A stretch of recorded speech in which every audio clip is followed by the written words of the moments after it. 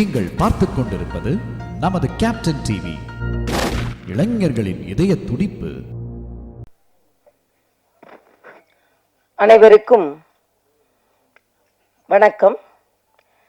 முதல்ல நமது ராஜா அண்ணனை மிகவும் பாராட்டுகிறேன். ஏன்னா எங்களோடு அரசியல் பயணித்துக் கொண்டிருந்தவர் இன்று திரைத்துறையில் பயணிக்கிறார்.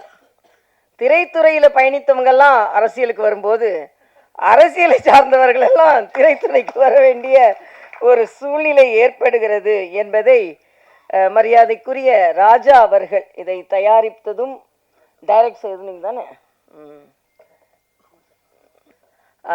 இப்போ எங்கள் கணவர் டாக்டர் சவுந்தரராஜன் பேசிட்டு என்கிட்ட சொன்னாங்க, அவரை பற்றி தனியாக சொல்லணும்னு நினச்சிருந்தேன், ஆனால் எப்போவுமே மனதிற்கு நெருக்கமானவங்களை ஸ்பெஷலாக சொல்லணும்னு நினச்சிருந்தேன், நான் மறந்துட்டேன் அப்படின்னா. அதனால அவங்களுக்கும் சேர்த்து உங்களுக்கு எனது வணக்கத்தை தெரிவித்துக் கொள்கிறேன். தர்மர் அவர்களை பற்றி சொன்னீங்க, அவர் தான் எனக்கு பொன்னாடை போர்த்தினார். அவரை பற்றி சொல்லும் பொழுது மதுரையில் தான் அதிகமாக முழுசாக எடுத்தது.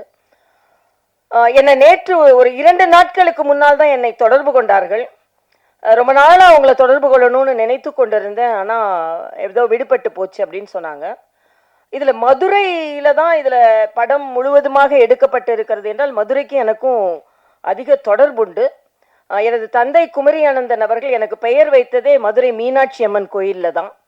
அதுலேயும் என்னென்னா, சாக்லேட் கொடுக்கக்கூடாதுன்றதுக்காக மா பலா வாழை முக்கனியையும் வெட்டி ஒரு பாத்திரத்தில் போட்டு அதில் தேன் கலந்து கொடுத்தாங்களாம். ஆக அப்படி, ஏன்னா சாக்லேட் கொடுக்கக்கூடாது, ஏன்னா எங்கள் அப்பா எல்லாரோட விதேசி இல்லை சுதேசியாக தான் எல்லாரும் இருக்கணும் அப்படின்னு அடிக்கடி சொல்கிறதுனால, ஆக மதுரைக்குள்ள எடுத்த படம் என்பதனால் எப்படியோ நான் இணைந்து கொண்டேன் என்று நான் நினைக்கிறேன். அதே மாதிரி இந்த நிகழ்ச்சிக்கு தம்பி பேர் என்னப்பா? குரு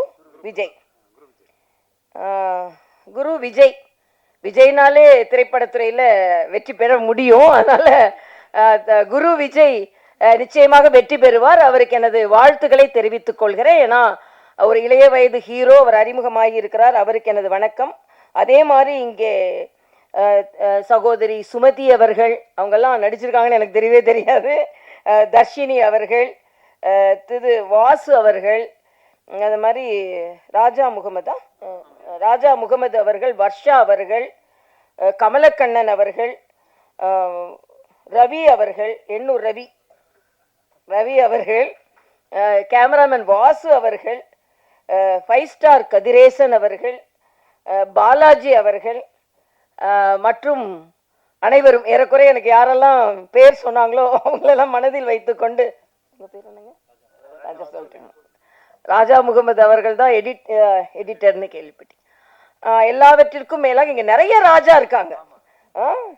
அண்ணன் ராஜா, ப்ரொடியூசர் ராஜா, டைரக்டர் ராஜா, ராஜா முகமது, சவுண்ட் இன்ஜினியர் ராஜா, சவுந்தர் ராஜா, அதை மறக்கக்கூடாதுல்ல நான். அதனால எல்லாரும் இங்கே அமர்ந்திருப்பதற்கு எனது நன்றி. உண்மையிலேயே எனக்கு இங்கே கமலக்கண்ணன் அவர்கள் பேசும்போது ஒன்று சொன்னீங்க.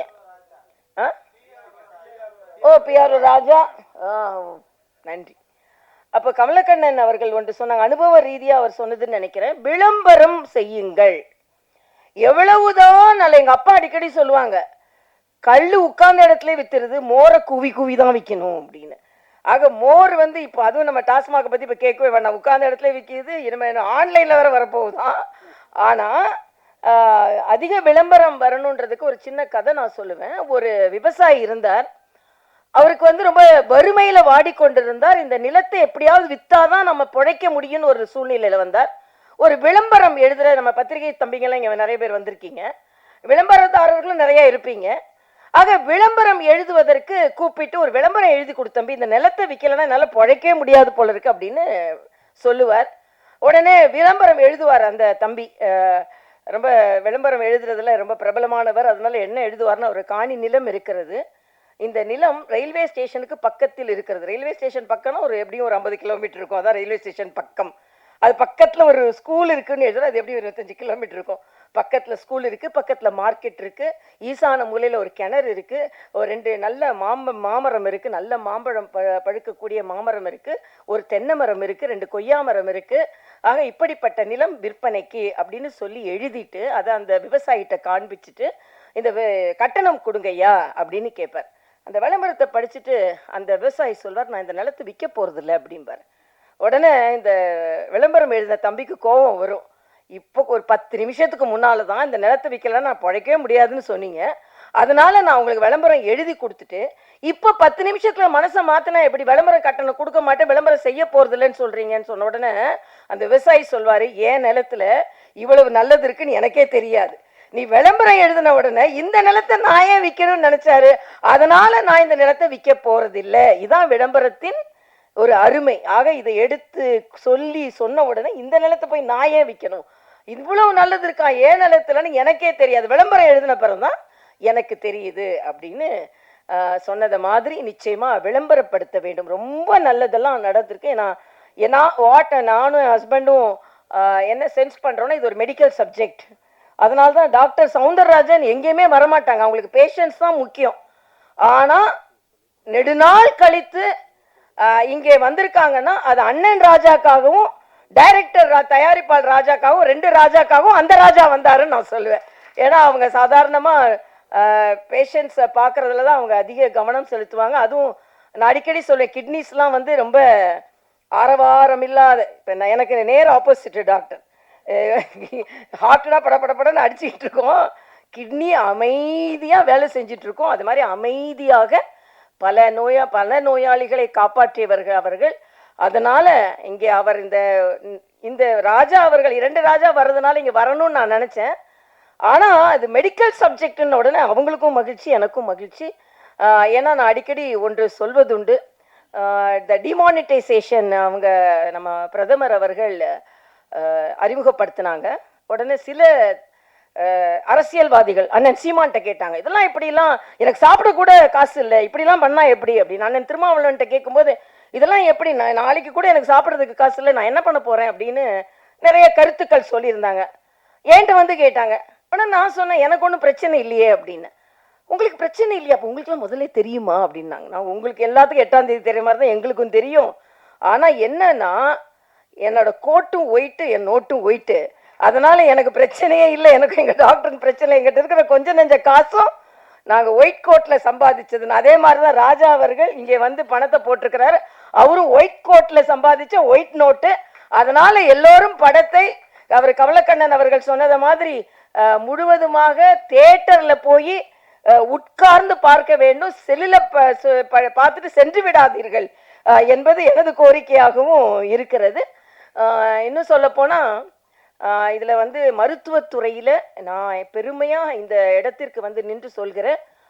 கரோனா காலத்துல பிபி கிட் போட்டு நான் தான் முதல்ல போனேன்னு அன்றைய முதல்வர்லாம் சொல்லி கொண்டு இருந்தாங்க. இல்ல, முதலில் நிர்வாகத்தில் இருந்து மருத்துவர்களுக்கு உதவி செய்ய வேண்டும் என்று பாதுகாப்பு அதிகாரிகள் அனைவரும் வேண்டாம் என்று சொன்ன பின்பும் பிபி கிட் போட்டு அங்கே மருத்துவமனைக்கு நுழைந்த முதல் நிர்வாகத்தை சார்ந்தவள் நான் என்று நான் உங்களோடு பெருமையாக தெரிவித்துக் கொள்கிறேன். ஏன்னா கரோனா நேரம் அவ்வளவு கொடுமையான காலமாக இருந்தது. தெலுங்கானால ஒரே நேரத்தில் 30 மருத்துவர்கள் பாதிக்கப்பட்டார்கள். டாக்டர் ஸ்ட்ரைக் பண்றாங்க, நாங்க ஏன் பாதிக்கப்பட வேண்டும் என்று. அப்பொழுது மருத்துவர்கள் ஸ்ட்ரைக் பண்ணா நோயாளிகள் எல்லாம் பாதிக்கப்படுவார்கள், அவர்களுக்கு தைரியம் சொல்லணுன்றதுக்காக நான் பிபி கிட் போட்டு எனது பாதுகாப்பு அதிகாரிகள் மறுத்த பின்பும் நான் அங்கே சென்றேன். இதுல மரியாதைக்குரிய பாரத பிரதமர் அவர்களை நான் சொல்லியே ஆக வேண்டும். பிபி கிட் சைனால இருந்து வந்த பிபி கிட்னாலதான் 30 டாக்டர்களுக்கு வந்தது. அன்று கரோனா ஆரம்பித்த நேரத்தில் பிபி கிட்டே தயாரிக்காத ஒரு நாட்டில் ஒரே நாளில் 2 லட்சம் பிபி கிட் தயாரிக்கும் அளவிற்கு இந்த நாட்டை முன்னிறுத்தினார் என்றால் அது பாரத பிரதமர் அவர்கள் தான். ஆக கரோனா நேரத்தை நான் இங்கே நினைவு கூறும் பொழுது பாரத பிரதமர் அவர்களை நினைவு கூறாமல் இருக்கவே முடியாது. அதே மாதிரிதான் தடுப்பூசி, 150 நாடுகளுக்கு தடுப்பூசி கொண்டு போனோம் என்றால் அதற்கு பாரத பிரதமரின் அந்த முயற்சி தான் காரணம். அதுல முதலில் அந்த தடுப்பூசியை உருவாக்கியவர் நம் தமிழ்நாட்டை சார்ந்தவர், குடியாத்தத்தை சார்ந்த பாரத் பயோடெக்காரர்கள். ஹைதராபாத்ல இருந்தாலும் தமிழ்நாட்டை சார்ந்தவர்கள். ஆக உலகத்திற்கே தடுப்பை கொடுத்தது யார் என்றால் தமிழ்நாட்டை சார்ந்தவர்கள். இங்கே அண்ணன் ராஜா அவர்கள், ரெண்டு அண்ணனும் எனக்கு அண்ணன் தான், அதனால அண்ணன் ராஜா அவர்களை ஒரு வார்த்தை வருது, ஆட்சியே போனால் கூட போதையை ஒழிக்க முடியவில்லை என்றால் ஆட்சியே போனாலும் பரவாயில்லை என்று சொல்லக்கூடிய தைரியம் பாரதிய ஜனதா கட்சிக்காரர்களுக்கு மட்டும்தான். எப்படினாலும் ஆட்சியை பிடிச்சிடலாம் அப்படின்னு இல்லை. மக்களுக்கு கெடுதல் வருகிறது என்றால் எங்களுக்கு எதுவுமே தேவையில்லை என்று தான் நாங்கள் எல்லாம் பணியாற்றி கொண்டிருக்கிறோம். இந்த சமுதாயம் அதையும் உணர்வார்கள் என்று நான் நினைக்கிறேன். அதனால ஒரு நல்ல நிகழ்ச்சி. மருத்துவத்தில் சம்பாதிச்சு இங்கே திரைப்படம் எடுத்திருக்கிறார். நான் அடிக்கடி ஒன்று சொல்வதுண்டு. நான் ராமச்சந்திரா மருத்துவக் கல்லூரியில் பணியாற்றி கொண்டிருக்கும் பொழுது ஒரு நோயாளி ரொம்ப கவலையாக இருந்தார். அவர்கிட்ட கேட்டேன், ஏங்க இவ்வளோ கவலையாக இருக்கீங்க, என்னாகுமோன்னு கவலைப்படாதுங்கன்னு சொன்னேன். அதுக்கு அந்த நோயாளி சொன்னார், என்னாகுமோன்னு கவலைப்படலை டாக்டர், எவ்வளோ ஆகுமோன்னு தான் எனக்கு கவலையாக இருக்கிறது என்று சொன்னார். ஆக எல்லா டாக்டரும் அப்படி கிடையாது. நாங்கள் எல்லாருமே சேவையில் மருத்துவம் பார்ப்பவர்கள். எங்கள் டாக்டர்லாம் பார்த்தீங்கன்னா கிட்னி டிரான்ஸ்பிளான்ட்டு நிறைய நாளில் ஃப்ரீயாக பண்ணி கொடுக்குறாங்க. அதனால் நாங்கள் எல்லாருமே ஒரு நியாயமான மருத்துவர்கள். அதனால தான் அநியாயமான மருத்துவர்களை பார்த்தவுடன் கோபம் வந்திருக்கிறது இவர்களுக்கு. அதனால் இதை பார்த்த உடனே மருத்துவர்கள் எல்லாருமே இப்படி தான் நினச்சிடாதுங்க. நல்ல மருத்துவர்கள் இருக்கிறார்கள் என்பதற்கு ஆரம்பமாகவே சொல்வதற்காகத்தான் நாங்கள் எல்லாம் இங்கே வந்திருக்கிறோம் என்று நான் நினைக்கிறேன். அதனால் நிச்சயமாக இந்த படம் வெற்றி பெற வேண்டும். எனக்கு ரொம்ப சினிமா பார்க்குற பழக்கம் கிடையாது. ஒருத்தர் இது விளையாட்டாக சொல்கிறேன், ஒருத்தர் ஒரு கதை எழுதிட்டு முடிக்க முடியாமல் ஒரு டாக்டரை கூப்பிட்டாராம். எனக்கு கதையை முடிக்க முடியலைங்க அப்படின்னு நீங்கள் கொஞ்சம் வாங்கினாராம். உடனே டாக்டர் சொன்னாராம், எங்களை பேஷண்ட்ஸை பார்க்க தானே கூப்பிடுவாங்க, நீங்கள் ஏன் கதையை முடிக்கிறதுக்கு என்ன கூப்பிடுறீங்க, நிறைய பேர் கதையை நீங்கள் முடிச்சிருக்கீங்க, அதனால் உங்களை நான் கூப்பிடுறேன் அப்படின்னு சொன்னாராம். அப்படிப்பட்ட டாக்டர் நாங்கள் கிடையாது. ஆனாலும் இந்த கதையை வளர்க்குறதுக்கும் கதையை நல்லா நடத்துறதுக்கும் நாங்கள் இங்கே வந்திருக்கோம். எல்லாத்துக்கும் மேலே நான் பிரதானமாக இங்கே வந்தது ராஜா அண்ணனுக்காக. ராஜா அண்ணன் நாங்கள் எல்லாரும் ஒரு அரசியல் கட்சியிலிருந்து எல்லாரும் எவ்வளவோ லாபகரமாக, அரசியல் என்றாலே அது பட்டத்திற்கும் பதவிற்கும் சம்பாத்தியத்திற்கும் என்று இல்லாமல் கொள்கைக்காக தனது வாழ்நாளில் உரக்க குரல் கொடுத்து கொண்டிருக்கும் தர்ம போராளிக்காக நாங்கள் இங்கே வந்தோம் அப்படின்றதுல நான் பெருமை அடைகிறேன். அது மட்டும் இல்லை, டாக்டர் சவுந்தரராஜன் அவர்களை எந்த நிகழ்ச்சிக்கும் நான் கூட்டிகிட்டு வரமாட்டேன். ஏன்னா நான் ஹோம் மினிஸ்டர்னு சொன்னால் ஹோம் மினிஸ்டர் கொஞ்சம் ஸ்ட்ரிக்டாக இருந்தால் தான் நல்லது. ஆனாலும் அவர்களும் வந்தார்கள் என்றால் உண்மையிலேயே ரெண்டு ராஜாக்களுக்கும் நாங்கள் வணக்கம் செலுத்துவதற்காக நான் மறுபடியும் சொல்கிறேன். எல்லா தமிழ்நாட்டு மக்களுக்கு நான் கேட்டுக்கொள்கிறேன், இந்த படத்தை தியேட்டரில் சென்று பார்த்து நல்லதை நல்லவர்களுக்காக, டூஸ் அண்ட் டோன்ட்ஸ், இது ரொம்ப நல்ல பேர், செய்யாதே, நல்லதை செய், நல்லது இல்லாததை செய்யாதே என்பதான் வரும்னு நான் நினைக்கிறேன். அப்படிதான் இருக்க முடியும். ஆனால் அரசியல்வாதி அப்படி சொல்ல முடியாது. அரசியல்வாதி நல்லதை செய்வாங்கன்னு சொல்ல முடியாது.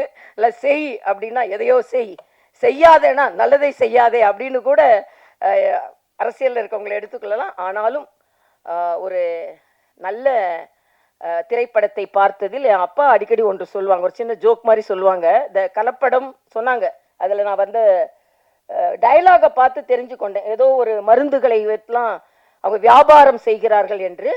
அந்த நேரத்தில் கலப்பட மருந்துகள் அதிகமாக வந்து கொண்டிருந்த நேரம் ஒரு நோயாளி டாக்டர்கிட்ட போகிறாரு. டாக்டர் மருந்து எழுதி கொடுக்குறாரு.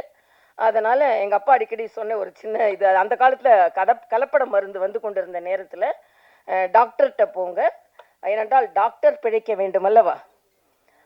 டாக்டர் கொடுத்த மருந்து சீட்டை கொண்டு மருந்து கடைக்காரரிடம் கொடுங்கள், மருந்து கடைக்காரர் பிழைக்க வேண்டும் அல்லவா.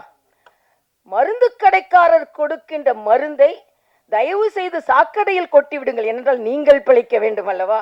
அது மாதிரி போலிகளை பார்த்தெல்லாம் நாம் ரொம்ப எச்சரிக்கையாக இருக்க வேண்டிய காலத்தில் உண்மையானவர்கள் மேடையில் அமர்ந்திருக்கிறீர்கள். உங்கள் முயற்சி முற்றிலும் வாழ்த்துக்களை நான் தெரிவித்துக் கொள்கிறேன். ஒவ்வொருவரும் முயற்சி, எப்படி மருத்துவர்கள் ஒரு அறுவை சிகிச்சை செய்யும் பொழுது அதில் ஸ்டாஃப் நர்ஸ், மயக்க மருந்து நிபுணர், ward boy, ward technician, doctors, anaesthesiologist, surgeon எல்லாரும் சேர்ந்து ஒரு நோயாளியை பிழைக்க வைப்பதை போல இங்கே தயாரிப்பாளர், டைரக்டர், எடிட்டர், அதே மாதிரி எல்லாரும் பிஆர்ஓ, லைட் பாய், அது மாதிரி எல்லாரும் இது நிறைய எனக்கு டெக்னிக்கலாக சொல்ல தெரியல. அவங்க எல்லாரும் சேர்ந்து தான் ஒரு நோயாளியை பிழைக்க வைப்பதை போல ஒரு திரைப்படத்தை உருவாக்குகிறார்கள். அந்த திரைப்படத்தை எல்லோரும் பார்த்து மகிழ்ந்து உங்களுக்கும் லாபமாக இருக்கணும், அவங்களுக்கும் லாபமாக இருக்கணும்னு சொல்லி உங்களிடம் வாழ்த்தி விரைவிடுகிறேன். இந்த திரைப்படம் மிகுந்த வெற்றியை பெற வேண்டும். சுமதி அவர்கள் சொல்லும்போது சொன்னாங்க, எல்லாரும் நம்ம வெற்றி விழாவில் வருவோம் என்று. இந்த திரைப்படம் வெற்றி விழாவை கொண்டாட வேண்டும் என்று வாழ்த்தி விடைபெறுகிறேன். நன்றி, வணக்கம்.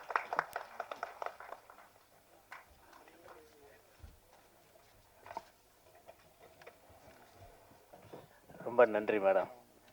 ரொம்ப ரொம்ப மிக அற்புதமாக இந்த டாக்டர்ஸினுடைய டியூட்டி என்ன அப்படிங்கிறத ரொம்ப அருமையாக சொன்னீங்க. நிறைய டாக்டர்ஸ் ஆக்சுவலாக உங்களுக்கு நல்ல எக்ஸ்பீரியன்ஸ் இருக்கும். அந்த படத்தில் இருக்க கதை அருமையாக சொல்லிட்டீங்க. இதான் கதையை அவங்க அழகாக சொல்லிட்டாங்க. நீங்கள் வந்து நிறைய எனக்கு கொஞ்சம் ஃப்ரஸ்ட்ரேஷன் தான். நான் மதுரையில் படித்தேன், பிறந்தது காரைக்குடி தேவைப்பட்டேன். மதுரையில் படித்தேன், ஜிஹெச்சில் இருந்தேன், சார்ட்டு ஸ்டூடெண்ட்டு.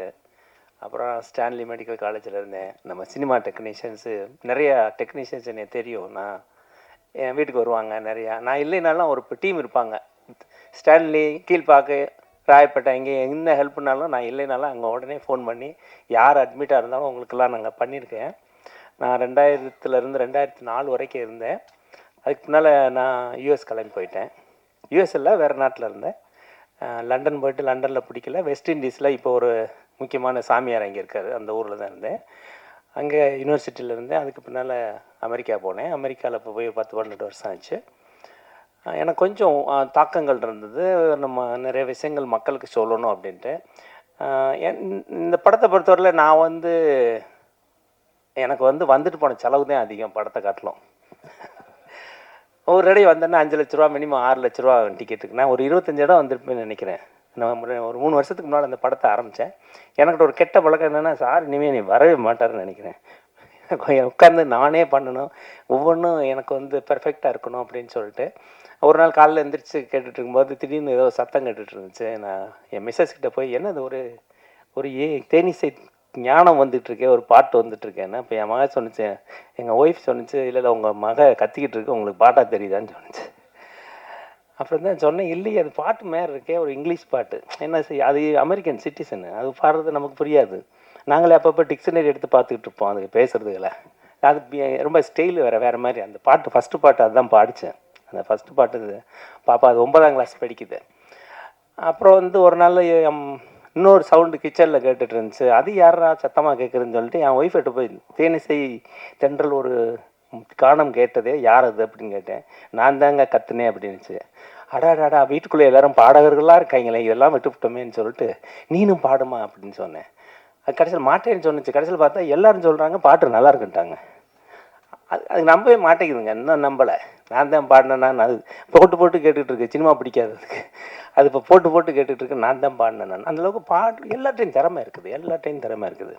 இன்னொன்று இந்த படத்துக்கு நான் வந்துட்டு போகிறத காட்டிலும், நான் இங்கே வந்துடுறேன்ல 1 வருஷம் 2 வருஷம், அது ஒரு 12 மாதத்துக்கு மேலே வேலை பார்க்கல. அந்த சம்பளம் தான் நிறையா போச்சு. இந்த ட்ராவல் 1.5 கோடி போச்சுன்னா, இந்த சம்பளம் 2.5 கோடிக்கு போச்சு. அதெல்லாம் கவலைப்படலை. நான் அந்த படத்தில் நான் லாபத்துக்காகவோ ஒரு வியாபாரம் நோக்கத்தில் எல்லாம் பண்ணலை. இது மாதிரி நிறைய படம் பண்ண போகிறோம், அதில் ஒன்றும் டவுட்டே கிடையாது. உங்களுக்கு நிறைய விஷயங்கள் இப்போ சார் சொன்னார், ஹோம் மினிஸ்டரு, அது உண்மை. நீங்கள் 40 வயசு வரைக்கும் ஒவ்வொரு ஆட்டம் போடுவீங்க. ஏன்னா உங்கள்கிட்ட எனர்ஜி இருக்குது. எல்லா பொம்பளையிலையும் நீங்கள் போட்டு படாத பாடுபடுத்துவீங்க. 40 வயசுக்கு பின்னால் உங்களுக்கு அப்புறம் தான் தெரியும்.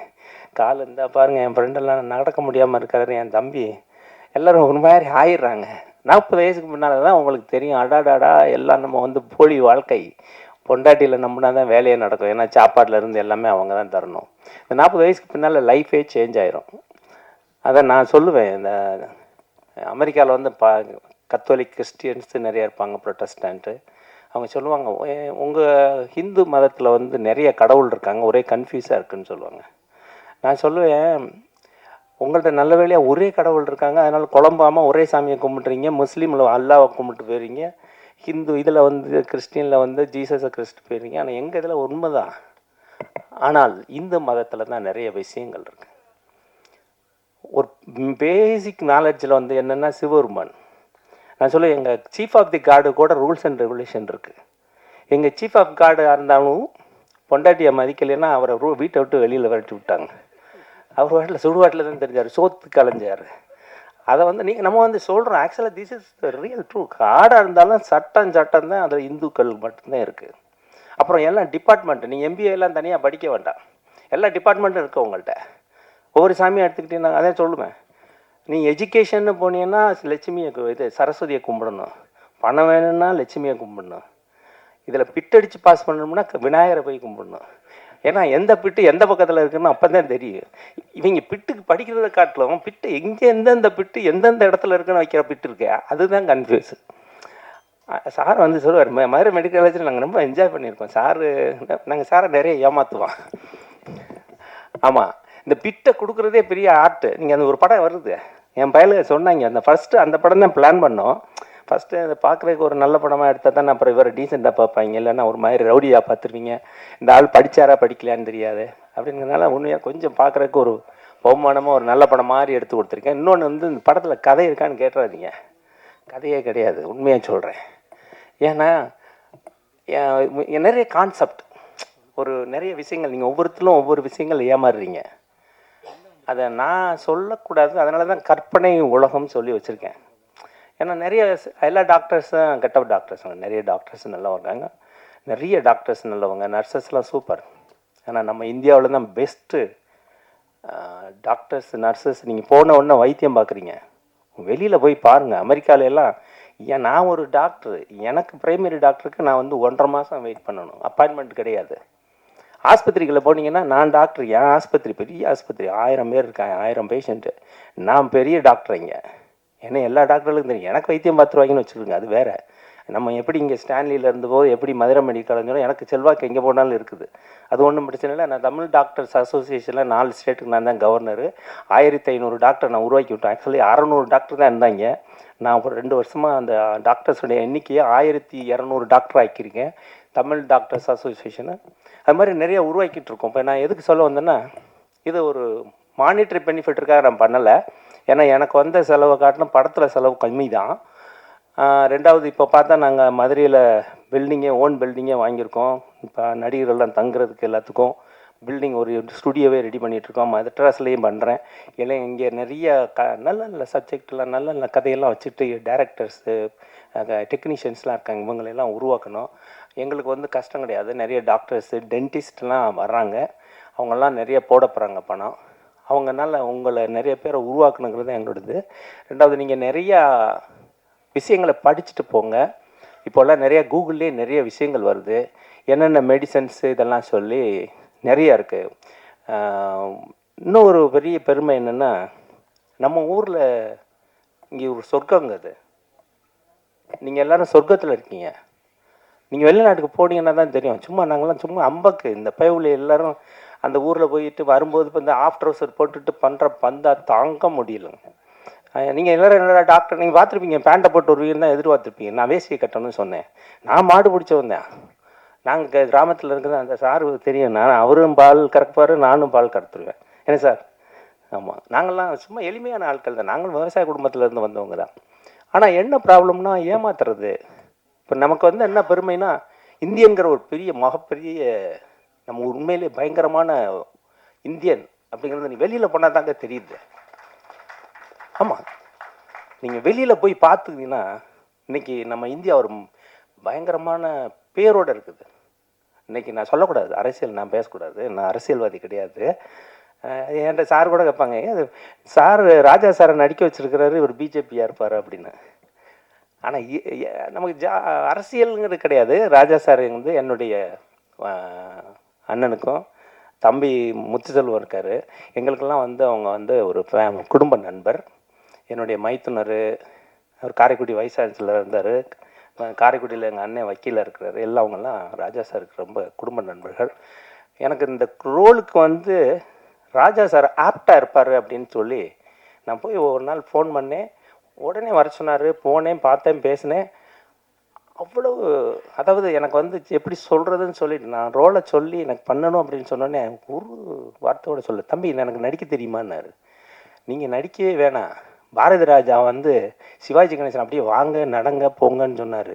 அது மாதிரி நீங்கள் அதே மாதிரி செஞ்சால் போதும் அப்படின்னு சொன்னேன். அதே மாதிரி தான் செஞ்சார். ஆனால் பார்த்தீங்களா, சிவாஜி கணேசனுக்கு பின்னால் அடுத்து ஒரு ஆள் வந்துட்டார். உண்மையில ரொம்ப பெருமையாக இருந்துச்சு. ரொம்ப அழகாக பண்ணியிருக்காரு. எமோஷனல் அப்படியா. அதை காட்டில் எனக்கு என்னதுன்னா, மெட்ராஸ்லேருந்து ஷூட்டிங்க்கு வர்ற ஒரு நாள் தான் நான் அவரை ரொம்ப கஷ்டப்படுத்தக்கூடாதுன்னு கூப்பிட்றதுக்கு நான் ஃப்ளைட் டிக்கெட்டு போட்டேன். அவர் உடனே அங்கேருந்து சத்தம் போட்டார், எப்படி டிக்கெட் போடுவேன் நீ? நான் போட்டுறேன், அந்த உடனே பணத்தை கொடுக்க சொல்லிட்டார். இப்படியெல்லாம் நேர்மையான ஒரு மக்கள்லாம் பார்த்தா எனக்கு ஆச்சரியமாக இருக்குது. உண்மையிலே அவர் எனக்கு தலை வணங்கணும் அவர்கிட்ட.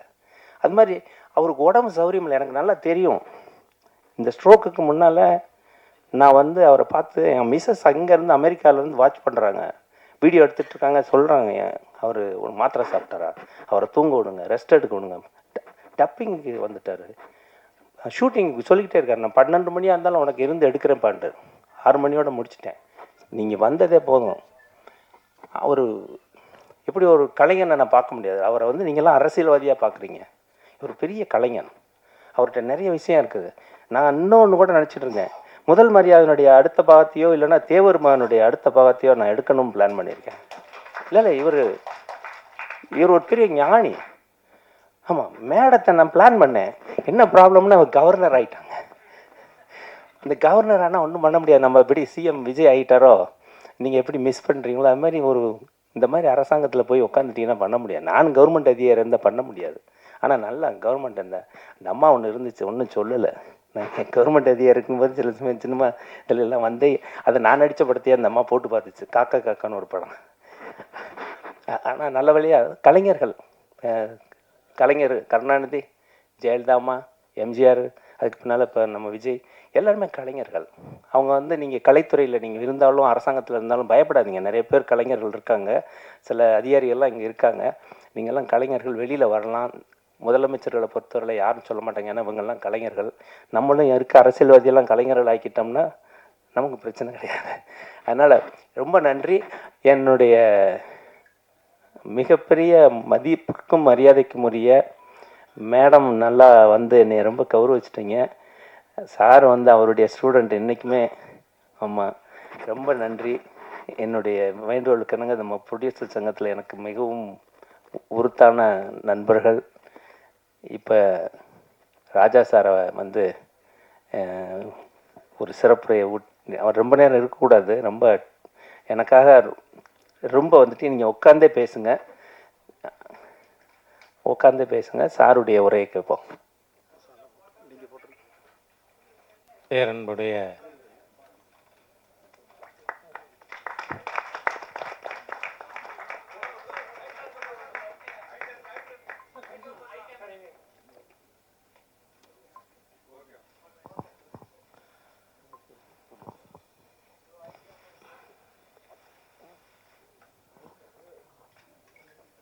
முன்னாள் ஆளுநர் திருமதி தமிழிசை சவுந்தரராஜன் அவர்களே, டாக்டர் சவுந்தரராஜன் அவர்களே,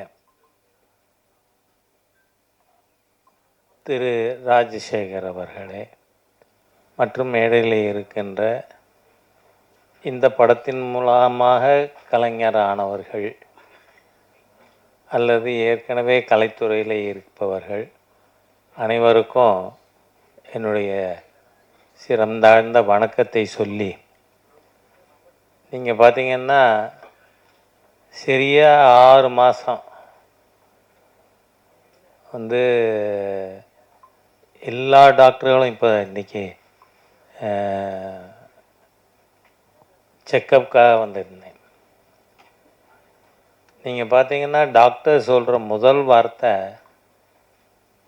இவ்வளவு சீக்கிரம் பெரலிட்டிக் ஸ்ட்ரோக் வந்து ரெக்கவர் ஆனவங்க ரொம்ப ரேர் அப்படின்னு சொன்னாங்க. அதுக்கு வந்து டாக்டர் தமிழிசை சவுந்தரராஜன் அவர்கள் என் கூடவே இருந்தது ஒரு காரணம். என்ன வந்து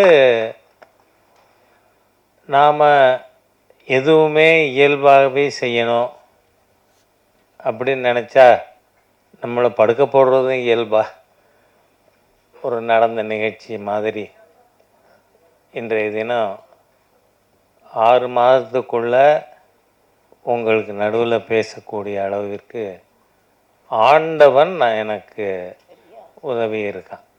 அதை நம்ம மறுக்கவே முடியாது. இந்த படத்தை பொறுத்தவரை டாக்டர் ராஜசேகர் அவர்கள் ஒரு விஷயத்தை சொல்ல விட்டுட்டாருங்க. மேக்கப்பே கிடையாது. இந்த படம் எடுத்ததில் மேக்கப்பே கிடையாது.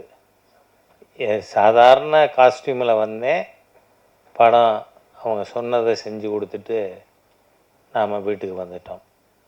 அந்த அளவிற்கு இந்த படம் பெரிய அளவில் மக்கள்கிட்ட வரவேற்பை பெறுங்கிற நம்பிக்கை எனக்கு இருக்கிறதுக்கு ஒரே காரணம், நாம் இயல்பாக சூழ்நிலைக்கு ஏற்ற மாதிரியாக இந்த படத்தை டாக்டர் ராஜசேகர் அவர்கள், அவருடைய டீம், தம்பி குரு, இவங்க எல்லாருமா சேர்ந்து எடுத்திருக்காங்க. நீங்கள் பார்த்தீங்கன்னு சொன்னால் ஒரு லாப நோக்கில் நீங்கள் லாபங்கிறது எப்போவுமே இந்த கேபிட்டல், தாஸ் கேபிட்டல், அதை படித்தீங்கன்னா தெரியும். சர்ப்ளஸ் வேல்யூ தியரி அப்படின்னு. அந்த சர்ப்ளஸ் வேல்யூ இல்லைன்னு சொன்னால் அடுத்த இன்வெஸ்ட்மெண்ட்டுக்கு எங்கேருந்து பணம் வரும்? அதனால் கம்யூனிஸ்டுகளோட தியரியே கம்யூனிஸ்டுகள் தான் உடைச்சாங்க. அது இட்ஸ் இம்ப்ராக்டிகபிள் அப்படின்னு சொல்லி அந்த சர்ப்ளஸ் வேல்யூ அது வர முடியாது அப்படின்னு கம்யூனிஸ்ட் நிரூபிக்குது. அந்த மாதிரியாக நம்ம நாட்டில் பல்வேறு சம்பவங்கள் நமக்கு ஒரு பாடமாக அமைஞ்சிருக்கு. அதில் இந்த கதை வந்தது கொரோனா சமயத்தில். அந்த சமயத்தில் மக்களுக்கு அந்த ஒர்க்கோட வேல்யூ என்ன அப்படின்னு புரிய வைக்கணும். நீங்கள் பார்த்தீங்கன்னா இந்த படத்தில் ஒரு காட்சி வரும். இதில் பணியாட்களுக்கு 50,000 ரூபா, நர்ஸுகளுக்கு 40,000, டாக்டர்மா கோச்சக்கூடாது, டாக்டர்களுக்கு 20,000 போனஸ் கொடுங்க அப்படின்னு. இதில் காரணம் என்ன? 24 மணி நேரமும் உழைச்ச ஒரு கம்யூனிட்டி உண்டுன்னு சொன்னால் அது அந்த சுத்திகரிப்பாளர்கள். அவங்க அன்னைக்கு ஒரு நாள் ஸ்ட்ரைக் இருந்திருந்தா கூட நாம் நாரி போயிருப்போம். அந்த மாதிரியாக இந்த மருத்துவத்துறையின் மூலமாக மக்களுக்கு எப்படி போய் அடைய முடியும் என்பதையும், அதில் ஊழல் செய்கிறவனை ஆட்சியே போனாலும் ஊழல் செய்கிறவனுக்கு எதிராக நடவடிக்கை எடுக்கணும் அப்படிங்கிற தீம் மக்கள்கிட்ட சென்றடைவதற்காக எடுக்கப்பட்ட படம். நிச்சயமாக எனக்கு நல்ல நம்பிக்கை இருக்குது.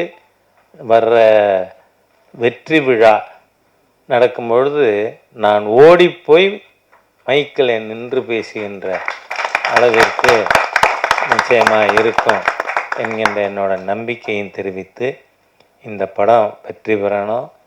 அதை மக்கள் அனைவரும் ஏன்னா இன்னைக்கு 3வதுன்னா சூப்பர் ஸ்டார் ரஜினிகாந்த் அவர்கள் என்னை பார்க்க வந்தார். அப்போது வாங்க எப்படி இருக்கீங்க அப்படின்னு கேட்டேனா, என்னங்க நீங்கள் எப்படி இருக்கீங்கன்னு பார்க்குறதுக்கு நான் வந்திருக்கேன், என்ன எப்படி இருக்கீங்கன்னு நீங்கள் கேட்குறீங்களேன்னு. டாக்டர்ஸ் வேர் சர்ப்ரைஸ்டு. பெரலிட்டிக் ஸ்ட்ரோக் வந்தவர் அவர் வாங்கன்னு வரவேற்கிறார் அப்படின்னா அந்த அளவிற்கு ஆண்டவன் அருளோடு இருக்கான் அப்படிங்கிறத நாம் மறுக்கவே முடியாது. எனவே இந்த விஷயத்தில் படம் மிகப்பெரிய வெற்றியாக ஓடும். அந்த ஓடுறத ராஜா ஓடி போய் பார்ப்பான். அந்த அளவுக்கு சூழ்நிலை இருக்கும், உங்களுடைய ஆசி இருக்கும் அப்படிங்கிறத தெரிவித்து வார்த்தைகளை நிறைவு செய்கிறேன். வணக்கம். ரொம்ப நன்றி. உங்களுக்கு ரொம்ப ரொம்ப நன்றி. ஆக்சுவலாக நான் அந்த ஃபார்மாலிட்டியாக நாங்கள் சொல்ல முடியாது. ஏன்னா அமெரிக்காவில் போயாச்சுன்னா வேறு மாதிரி லைஃப், இங்கே வந்தால் வேறு மாதிரி லைஃபு. நீங்கள் அமெரிக்காவில் போயிட்டீங்கன்னா அங்கேருந்து ஃப்ளைட்டு நம்ம கிராஸ் பண்ணுற வரைக்கும் பொய்யே சொல்லக்கூடாது, 100% உண்மையை சொல்லணும். இல்லைன்னா துவச்சிட்டாங்க. நீங்கள் கீழே இறங்கிட்டீங்கன்னா 100% பொய்யை தான் சொல்லணும். ஏன்னா 10வது படிச்சுவிட்டு வந்து அவங்க வந்து இதுக்கு கேட்பாங்க, இந்த கலெக்டர் உத்தியோகம் கேட்பாங்க. நீங்கள் அதுக்கு போய் இல்லைன்னு சொன்னீங்கன்னா உங்களை அடிக்க வந்துடுவாங்க. பார்த்துருவோம்ப்பா, சொல்லிடுவோம்ப்பா, ஜெயிச்சிருவோப்பா, கிடச்சிருப்பா, சொல்லிடுவோம். அது எம்எல்ஏட்ட சொல்லியிருக்கேன், எம்பிக்கிட்ட சொல்லியிருக்கேன், பொய்யை சொல்லிட்டு இருக்கணும். அந்த மாதிரி சூழ்நிலையில் வர்றது ரொம்ப கஷ்டம். இந்த ரெட்டை வாழ்க்கை எங்களுக்கு கஷ்டம். இன்னொன்று வந்து உங்களுக்கு மெயினாக என்ன சொல்ல வந்தேன்னா, என்னுடைய மனைவிக்கு நான் ரொம்ப நன்றி சொல்லணும். நீங்கள்லாம் ஒன்று தெரிஞ்சுக்கிறீங்க, ஒய்ஃபை மட்டும் நல்லா மதிச்சிருங்க. அது மட்டும்தான் நான் கற்றுக்கிட்டேன். அதாவது நான் ஒன்று சொன்னேன், எல்லாத்துக்கும் எஸ் சொல்லி பார்த்துருங்க. ஒய்ஃப்கிட்ட உங்கள் லைஃப் சூப்பராக இருக்கும், அதை மட்டும் செஞ்சுருங்க. சார் அதை தான் செஞ்சுக்கிட்டு இருக்காரு போல இருக்கு. 2 பேரும் ரொம்ப ஹாப்பியாக இருக்கு. நான் மட்டும்தான் செஞ்சுக்கிட்டு இருக்கேன்னு நினச்சேன். இங்கே பார்த்தா இங்கேயும் நடக்குது, உலகம் ஃபுல்லாக அதான் நடக்குது போல இருக்கு. என் மிஸ்ஸஸ் தாங்க எல்லாத்துக்கும் காரணம். எனக்கு ரொம்ப தைரியம் கொடுத்தது. எங்கள் அம்மா அப்பா இறந்ததுக்கு முன்னால் எங்கள் அம்மாட்ட நான் முடியலைன்னா மடியில் போய் படுத்தா அந்த சுகம், எனக்கு காய்ச்சல் வந்தோடனே என் ஒய்ஃப்கிட்ட மடியில் படுத்திருக்கும் போது கிடைச்ச அந்த சுகம் அதான். இன்றைக்கி உங்களுக்கு என்னுடைய பர்சனல் அட்வைஸ், ஒய்ஃபை மட்டும் நீங்கள் கண்கலமாக வச்சுக்கோங்க. அதுதான். அதை நான் சாரும் அவங்க 2 பேரும் வந்தது ரொம்ப உண்மையிலே இருக்குது. அதுக்கான படம் தான் அடுத்த படம். உங்களுக்கு 2 படம் ரெடி ஆகிட்டு இருக்கு. நன்றி. இந்த விழாவில் சில பேர் லேட்டாக வந்திருப்பீங்க. இந்த திருப்ப ஒரு தடவை 10 போடுவாங்க. சார் உடம்பு சரியில்லை கிளம்பிடுவாங்க. இந்த யாரும் பார்க்காதவங்க திருப்ப ஒரு தடவை பார்க்கலாம்.